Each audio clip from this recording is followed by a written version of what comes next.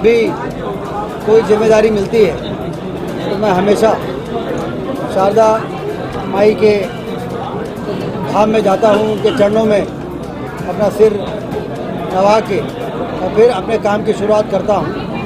उसी कड़ी में आज मैं फिर से गया था, उनसे यही प्रार्थना की है कि इतनी हमें बुद्धि और शक्ति दें कि जनता की जो अपेक्षाएं हैं, हमारे मध्य प्रदेश को हिंदुस्तान का सबसे बेहतर राज्य बनाना और हमारे विंध्य क्षेत्र को हिंदुस्तान का सबसे समृद्धशाली इलाका बनाना, ये जो बड़ा काम है ये हमारे प्रयास भर से नहीं होगा, ये आपकी कृपा से ही होगा। इसलिए शारदा माई से ये मांग हमने की है। और उसके बाद चित्रकूट गए थे, वहाँ हमारे जो गुरु हैं स्वामी राम बद्री प्रपन्नाचार्य जी महाराज जी, उन्होंने वैदिक और संस्कृत विद्यापीठ की स्थापना करके उसका लोकार्पण करने का मुझे सौभाग्य मिला। तो जिम्मेदारी मिलने के बाद शुरुआत ही बहुत अच्छी हो रही है। संस्कृत की रक्षा के लिए, सनातन की रक्षा के लिए, उसके संवर्धन के लिए, उसको बढ़ावे के लिए। इसका मतलब ये है कि ईश्वर की कृपा है और ये शुरुआत जब ऐसा है तो इसका अंजाम भी अच्छा होगा।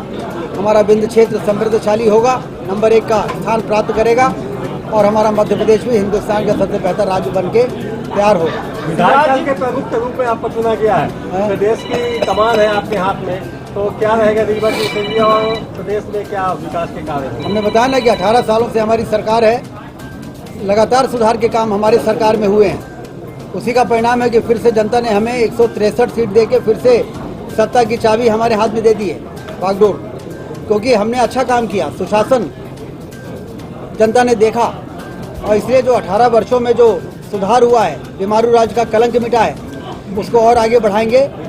माननीय मुख्यमंत्री हमारे मोहन यादव जी के नेतृत्व में हम सारे लोग जो काम बचा हुआ है उसको पूरा करके हिंदुस्तान का सबसे बेहतर राज्य मध्य प्रदेश को बनाएंगे। शिवराज जी को मुख्यमंत्री नहीं बनाया गया, इसको लेकर प्रदेश के महिला जो है दुखी है।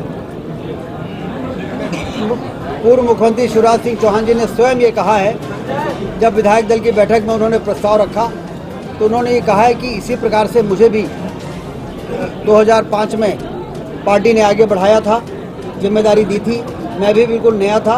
उसी प्रकार से डॉक्टर मोहन यादव जी को अब आज पार्टी आगे बढ़ा रही है, उनको जिम्मेदारी दे रही है। जैसे मैंने अच्छा काम किया है वैसे मोहन यादव जी के नेतृत्व में भी अच्छा काम होगा। नए लोगों को आगे बढ़ाना और उनको काम करने का मौका देना, ये हमारे पार्टी का पुराना सिद्धांत है।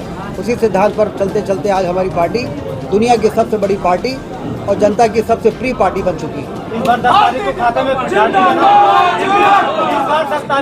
लाडली बहनों के खाते में पैसे आएंगे?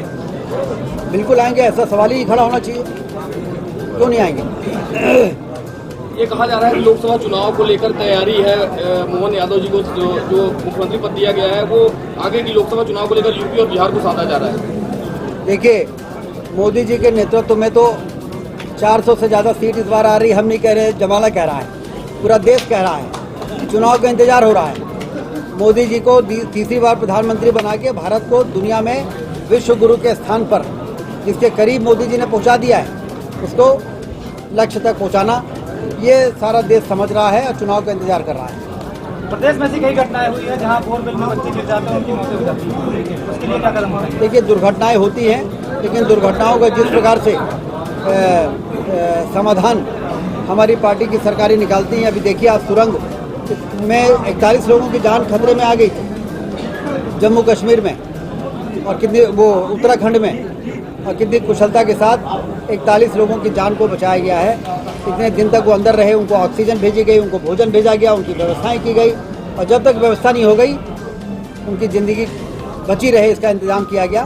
तो रेस्क्यू ऑपरेशन जितना बेहतर तरीके से भारतीय जनता पार्टी के शासन में होता है, इसके पहले ऐसा कभी देखने को नहीं मिला है। मंत्रिमंडल गठन को लेकर जो कयास लगाया जा रहा है, कितने विंध्य से कितने मंत्री तय किए? अब यही बार एक ऐसा सवाल है जिसका जवाब मेरे पास नहीं, क्योंकि केंद्रीय नेतृत्व तय करेगा, वरिष्ठ नेता तय करेंगे, मंत्रिमंडल मुझे नहीं तय करना है। मुझे तो मंत्री बना दिया, मुख्यमंत्री बना दिया, बस इतने काम मेरा है।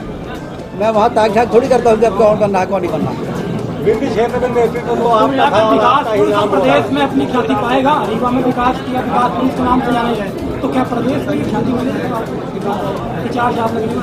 बिल्कुल अपना प्रयास तो यही रहेगा कि काम हो, काम हो, कोई ख्याति दे चाहे न दे, काम हो जाए, ये हमारा प्रयास रहेगा। रीवा से पहले उप मुख्यमंत्री बनाए गए हैं आप, रीवा से पहले उप मुख्यमंत्री बनाए गए हैं आप, क्या आगे का क्या? ये ईश्वर की कृपा है और आप सबका आशीर्वाद है। आप डिप्टी सीएम बनाए गए हैं, प्रदेश की जनता को सबसे बड़ी कौन सी सौगात देंगे? सबसे पहले सबसे बड़ी कौन सी सौगात देने वाले हैं? देखिए, कल ही हमने मंत्रालय में बैठक की है, 3 मुद्दों पर हमने बैठक की है, सभी अधिकारियों को बुलाया था। एक तो हमारी सीधी से सिंगरौली की रोड हमें 2 महीने में 2 लेन चाहिए, ये मैंने बोला। सतना में बरगी का नर्मदा जी का पानी बरगी परियोजना में कब पानी पहुंचेगा, ये मैंने जांच पड़ताल की है। 1 घंटे बैठक लिया और ये निष्कर्ष पे पहुंचे हैं कि बरगी का पानी 1,85,000 हेक्टेयर में सतना जिले में अगले रबी में, जब गेहूं की खेती का समय आएगा और किसानों को पानी की आवश्यकता पड़ेगी, तो सतना जिले के किसान ट्यूबवेल के पानी से सिंचाई नहीं करेंगे, नर्मदा मैया के पानी से उनका अभिषेक होगा धरती का। और तीसरा काम, रीवा में बाढ़ सागर में 3 लाख एकड़ में पानी पहुंच चुका है। बहुती नहर में परेशानी है, तो बहुती नहर का भी कल शाम को, कल हमने मंत्रालय में बैठक ली, कल शाम को कलेक्ट्रेट में बैठक ले रहे हैं। सारे ठेकेदार, सारे इंजीनियरों को बुलाए हैं, भोपाल से भी अधिकारी आ रहे हैं और एक एक बिंदु पर चर्चा करके और 3 लाख एकड़ से 1.5 साल में 6 लाख एकड़ में पानी पहुंचा देंगे और 5 सालों में मऊगंज जिले को मिलाकर 9 लाख एकड़ में पानी पहुंचाने की व्यवस्था की जाएगी। उस पर मैंने काम शुरू कर दिया है। सर, आदेश दिए गए जनहित को लेकर कि मांस और मछली मार्केट में नहीं मिलेगा, विपक्ष को बड़ी आपत्ति है सर।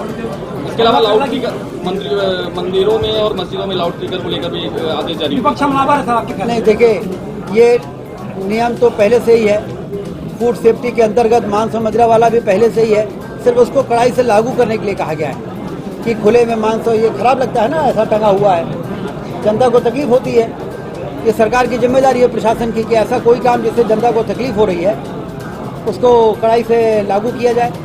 और लाउड स्पीकर का एक समय होता है, उसके बाद यदि वो लोगों को ध्वनि प्रदूषण से परेशान कर रहे हैं और नियम है, तो नियम का पालन करने के लिए मुख्यमंत्री जी ने कहा। कांग्रेस को आपत्ति है सर इस बात में? कांग्रेस को आपत्ति है, तभी तो रसातल पे है। चुनाव के बाद कांग्रेस ने ईवीएम पर सवाल खड़े किए थे। उनको हर चीज़ में आपत्ति है, और वो छिंदवाड़ा में 7 सीट जीत गए, उसमें ईवीएम सही था कि गलत था? छिंदवाड़ा में तो 7 सीटें जीत गए कांग्रेस, तो वो गलत जीते हैं क्या? आपकी छिंदवाड़ा छीनने की तैयारी की जा रही लोकसभा में? छिंदवाड़ा इस बार निश्चित रूप से भारतीय जनता पार्टी जीतेगी, आप देखिएगा।